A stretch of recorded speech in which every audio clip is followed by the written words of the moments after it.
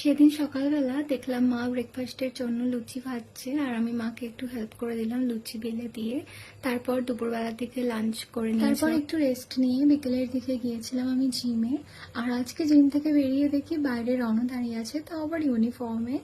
আসলে ও ডিউটি থেকে বাড়ি ফিরছিল সেই সময়, আমাকে একটু এগিয়ে দিয়ে ও বাড়ি চলে যায়। বাড়ি এসে আমি একটু স্মুদি খেয়েছিলাম, তারপর এই ব্রেডটা পিনাট বাটার দিয়ে খেলাম। আর সন্ধ্যাবেলার দিকে আমরা বেরিয়েছিলাম, একটা ক্যাফেতে গিয়েছি। লাস্ট দুদিন ধরে আমার ভীষণ চাউমিনের ক্রেভিংস হচ্ছিল, বাট খাওয়াই হচ্ছিল না। আমি চাইছিলাম বাইরে। আমাদের দুজনেরই না ভিড়ভাড়টা সেরকম পছন্দ না, তাই আমরা সবসময় কোনো একটা ফাঁকা ফাঁকা ক্যাফেতে যাই। কি করছো? অনেস্টলি স্পিকিং এখানকার খাবারটা এত ভালো ছিল, জাস্ট টু গুড, মানে ভীষণ ভালো ছিল। আর এটাই আমাদের ডিনার। চুপি চুপি ওখান থেকে আমি একটা টিস্যুও চুরি করেছিলাম। তারপর আমরা বাড়ি ফিরে আসি, অ্যান্ড দ্যাটস